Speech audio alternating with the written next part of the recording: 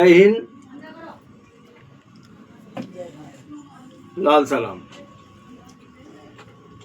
प्रिय साथियों, आज मैं लोकमंच मीडिया के माध्यम से चंद सवाल कामरेड साथियों के समक्ष एवं जनमानस पटल पर रखना चाहूँगा। जैसा कि सर्वविदित है, हमारे भारतवर्ष में 5 विचारधाराएं हैं। गांधीवादी विचारधारा, जिसके तहत राजनीतिक पार्टी भी है, तमाम गांधीवादी संगठन हैं। समाजवादी विचारधारा, जिसके तहत भी विभिन्न प्रदेशों में राजनीतिक पार्टियां हैं और तमाम अनेक सामाजिक संगठन क्रियाशील हैं। इसी बात अम्बेडकरवाद के नाम पर भी राजनीतिक पार्टी भी है और विभिन्न प्रकार के सामाजिक संगठन भी हैं। इसी बात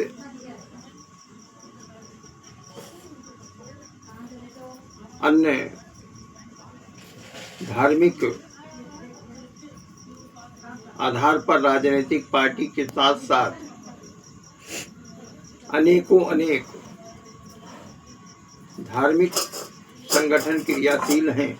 वो किसी भी जाति, संप्रदाय, वर्ग के हों। आज़ादी के बाद एक विचारधारा, जिसे वामपंथी विचारधारा के नाम से हम सभी जानते हैं, वो हिंदुस्तान में तीसरे पायदान पे हुआ करती थी। अर्थात कहने का आशय है कि हिंदुस्तान में कांग्रेस प्रथम नंबर पे, बीजेपी दूसरे नंबर पे और तीसरे नंबर पर वामपंथी अर्थात कम्युनिस्टों का साथ कम्युनिस्ट हुआ करती थी तीसरे पायदान पर।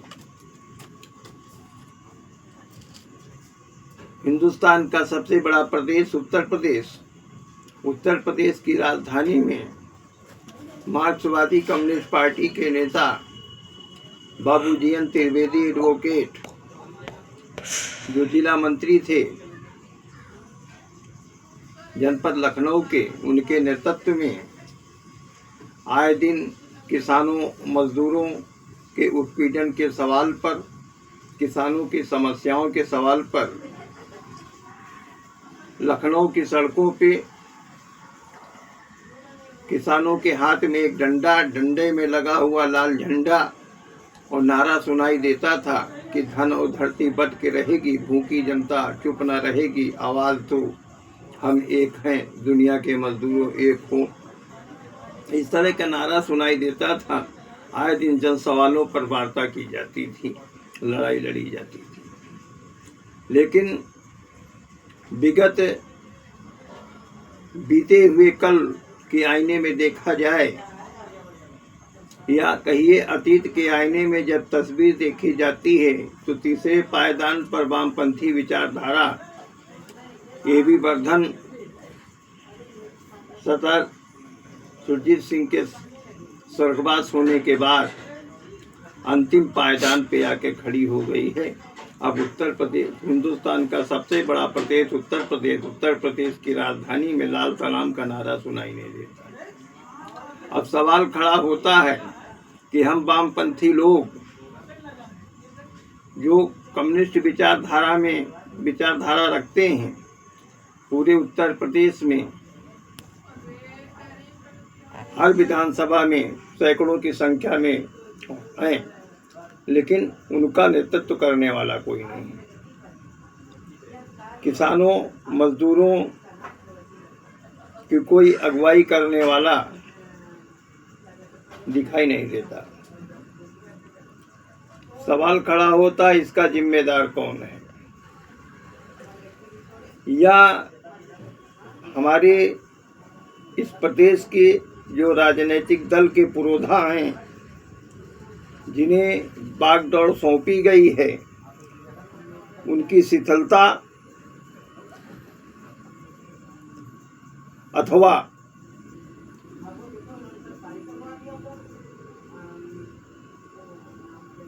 उनके कार्य न करने की संकल्प शक्ति या वामपंथ को खत्म करके किसी विशेष राजनीतिक दल को परोक्ष रूप से समर्थन अपरोक्ष रूप से समर्थन कर रहे हैं, एक सवाल खड़ा हो जाता है। विगत माह हम कॉमरेड साथियों ने एक बैठक किया। बैठक करने के बाद हम लोगों ने निर्णय लिया कि हम मौन नहीं बैठ सकते। वामपंथी का होने का लाइसेंस आपके पास है, राजनीतिक दल के रूप में रजिस्ट्रेशन आपने करा रखा है, तीसरे पायदान पे आप थे, हम तो आपके सिपाही थे। लेकिन जब सिपाहियों को सेनापति का नेतृत्व नहीं मिलेगा तो निश्चित है कि जितने सिपाही वो खड़े होकर अपना नेतृत्व अपने सिपाही अपना कमांडर चयन करेंगे। मैं इस संदर्भ में वामपंथी दल को पत्र भी लिखूंगा कि कृपया उत्तर प्रदेश की धरती पर वामपंथ को तीसरे पायदान पे थी तो कम से कम दूसरे पायदान पे नहीं ले जा सकते, तो अंतिम पायदान पे लाने का उनका कोई अधिकार नहीं बनता। वो इसलिए कि जनमानस गांव के मेड़ पर आप जाना नहीं चाहते, जन सवालों को खड़ा नहीं करना चाहते। इससे आपकी कार्यकुशलता पर, आपके नेतृत्व पर प्रश्नवाचक चिन्ह बन गया है। हम सभी उत्तर प्रदेश में जो भी बिखरे लोग हैं उनको दिसंबर माह में सबको एकत्र किया जाएगा। एकत्र करने के बाद हम लोग एक कोई ठोस निर्णय लेंगे, क्योंकि जब आप नेतृत्व नहीं करेंगे तो निश्चित है मजबूरी में हम लोगों को कोई कदम उठाना पड़ेगा। यदि वामपंथी दल अगर हम लोगों को संरक्षण देकर